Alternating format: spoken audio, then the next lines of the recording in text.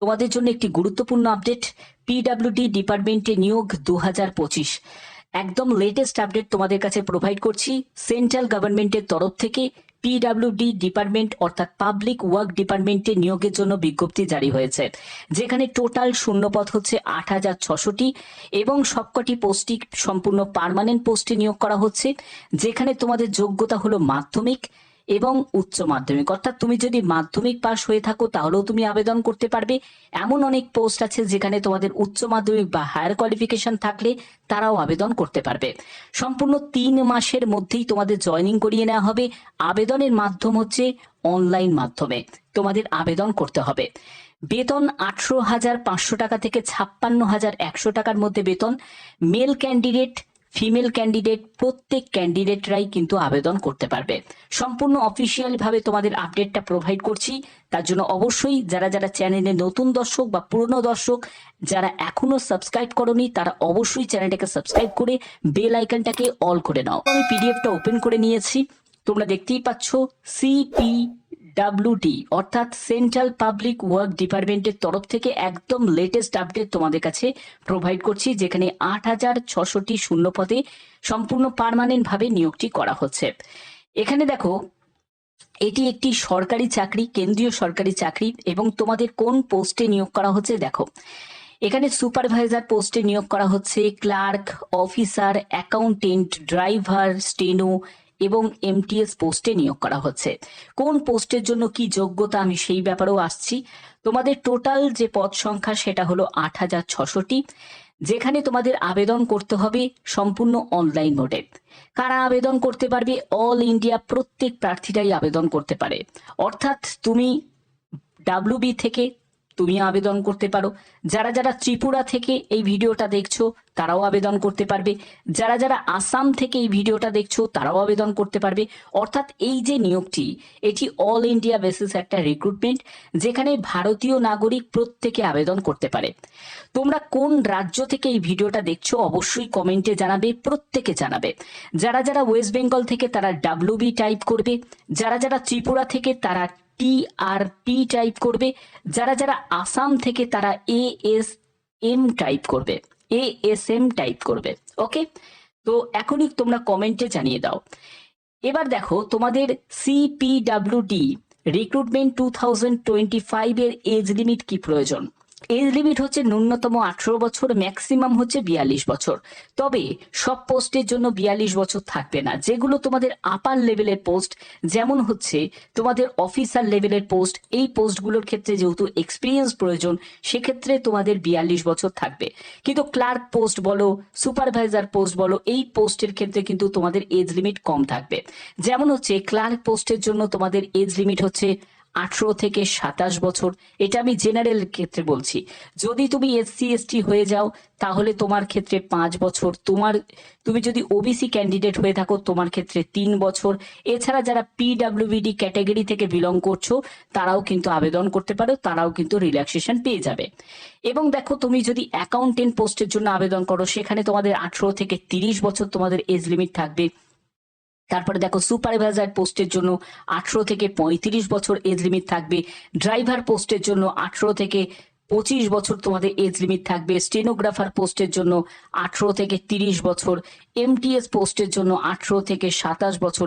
এরকম তোমাদের age limit কিন্তু থাকবে। ঠিক আছে, তো এখানে পরবর্তী কি কি বলা হচ্ছে দেখো। পরবর্তী হচ্ছে তোমাদের সিলেকশন প্রসেস। সিলেকশনের জন্য প্রথমে একটি রিটেন এক্সাম হবে, তারপরে তোমাদের ইন্টারভিউ হবে, তারপরে তোমাদের ডকুমেন্ট ভেরিফিকেশন হবে। এক্সামের ক্ষেত্রে কি থাকছে? এক্সামের ক্ষেত্রে তোমাদের 100 মার্কসের তোমাদের পরীক্ষা হচ্ছে, 100 কোশ্চেন্স তোমাদের থাকবে এবং একটি মাত্র তোমাদের এক্সাম হবে, এবং সময় যেটা পাবে সেটা 90 মিনিট তোমরা সময় পাবে। ঠিক আছে, এই হচ্ছে তোমাদের এক্সাম। এবার এক্সামের সিলেবাসটা কি এই ব্যাপারে বলে দিই। তোমাদের জিকে থাকবে, তারপরে হচ্ছে তোমাদের জিআই থাকবে, ম্যাথ থাকবে এবং তোমাদের ইংলিশ থাকবে। এই সব সাবজেক্টের ওপরই কিন্তু তোমাদের প্রশ্ন হবে। সেখানে 25 মার্কসের তোমাদের পরীক্ষা হবে। 25 মার্কস, 25 মার্কস, 25 মার্কস, 25 মার্কস, এরকম 25 কোশ্চেন 25 মার্কসের তোমাদের পরীক্ষা হবে। ঠিক আছে, এরপরে তোমরা ইন্টারভিউতে ডাক পাবে, তারপরে তোমাদের ডকুমেন্ট ভেরিফিকেশন হবে।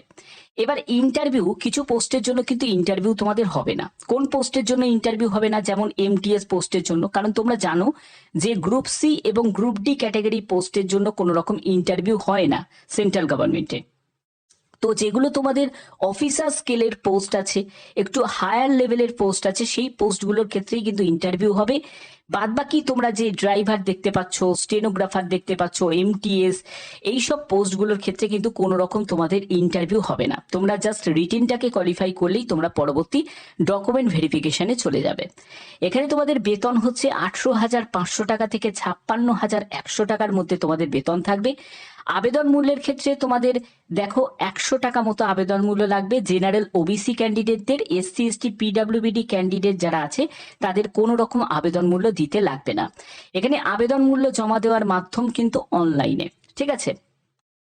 এবার হচ্ছে এডুকেশন কোয়ালিফিকেশন। দেখো মাধ্যমিক পাস ক্যান্ডিডেট তারাও আবেদন করতে পারবে, যারা উচ্চ মাধ্যমিক, গ্র্যাজুয়েশন, তারপরে আইটিআই, প্রত্যেক প্রার্থীরাই আবেদন করতে পারে। এবার তোমাদের প্রশ্ন জাগবে যে স্যার কোন পোস্টের জন্য কেমন যোগ্যতা প্রয়োজন, সেই ব্যাপারটা যদি ক্লিয়ার করেন। তো আমি এই ব্যাপারটা তোমাদের কাছে বুঝিয়ে দিচ্ছি। দেখো তোমাদের কোন পোস্টের জন্য কেমন শিক্ষাগত যোগ্যতা তোমাদের প্রয়োজন হবে। তো এখানে দেখো তোমাদের দেখাচ্ছি, এই জায়গাটা আমি তোমাদের ক্লিয়ার করে বুঝিয়ে দিচ্ছি যে কোন পোস্টের জন্য তোমাদের কি যোগ্যতা প্রয়োজন। দেখো তুমি যদি স্টেনোগ্রাফার পোস্টের জন্য আবেদন করো, তো সেখানে তোমাদের উচ্চ মাধ্যমিক পাস যোগ্যতা প্রয়োজন এবং স্টেনোর ব্যাপারে তোমাদের নলেজ থাকতে হবে। ড্রাইভার পোস্টের জন্য তোমরা জানো যে ড্রাইভিং লাইসেন্স তোমাদের থাকতে হবে এবং তোমাদের যোগ্যতা যেটি প্রয়োজন সেটা হলো 10th সঙ্গে ড্রাইভিং লাইসেন্স তোমাদের থাকতে হবে, ঠিক আছে। এমটিএস পোস্টের জন্য সিম্পলি মাধ্যমিক পাস যোগ্যতা প্রয়োজন, মানে এছাড়া তোমাদের এক্সট্রা কোনো কোয়ালিফিকেশন না হলেও তোমাদের চলে যাবে, শুধু মাধ্যমিক যোগ্যতা। অ্যাকাউন্টেন্ট পোস্টের জন্য যারা বিকম পাস করেছো তারা আবেদন করতে পারবে।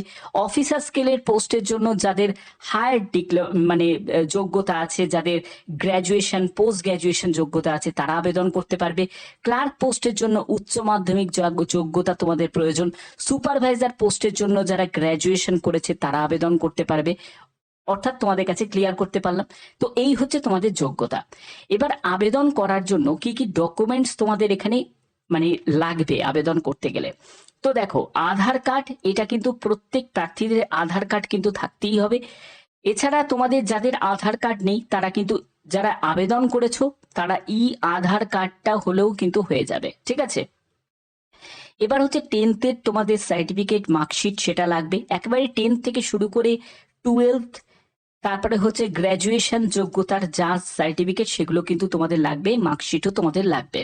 এরপরে হচ্ছে registered mobile number, mail ID প্রয়োজন আছে, পাসপোর্ট সাইজের ছবি লাগবে, সিগনেচার লাগবে, এগুলো সবই স্ক্যান করে তোমাকে আপলোড করতে হবে। কাস্ট সার্টিফিকেট, তুমি যে কাস্ট থেকে বিলং করছো, এসসি, এসটি না ওবিসি না ইডাব্লিউএস, সেই কাস্ট সার্টিফিকেট তোমাদের সেন্ট্রাল ফরম্যাটের কিন্তু লাগবে। এখানে কিন্তু স্টেট সার্টিফিকেট হলে কিন্তু হবে না, ওকে।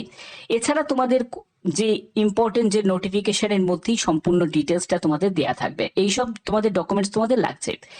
তো এবার আবেদন করতে গেলে সম্পূর্ণ অনলাইন মোডে তোমাদের আবেদন করতে হবে।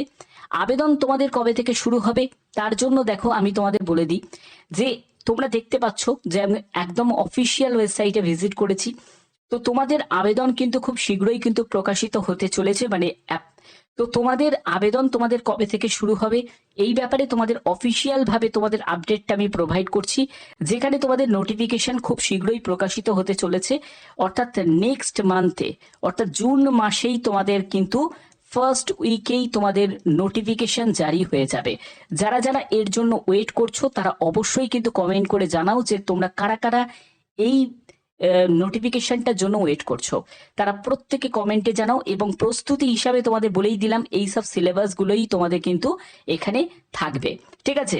অবশ্যই যারা যারা তোমরা এখানে আবেদন করতে ইচ্ছুক তারা কমেন্টে জানাবে, এবং তোমরা কোন রাজ্য থেকে এই ভিডিওটা দেখছো অবশ্যই কিন্তু কমেন্টে জানাবে। যারা ওয়েস্ট বেঙ্গল থেকে তারা WB টাইপ করবে, যারা আসাম থেকে তারা ASM টাইপ করবে, যারা ত্রিপুরা থেকে তারা TR পি টাইপ করবে, TRP তারা টাইপ করবে।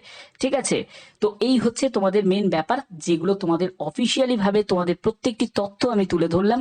যদি এরকমই গুরুত্বপূর্ণ আপডেট তোমরা প্রতিনিয়ত পেতে চাও, কি করতে হবে, চ্যানেলটাকে সাবস্ক্রাইব করতে হবে, বেল আইকনটাকে অল করে রাখতে হবে। তো এখনের মতো এটুকুই, ধন্যবাদ।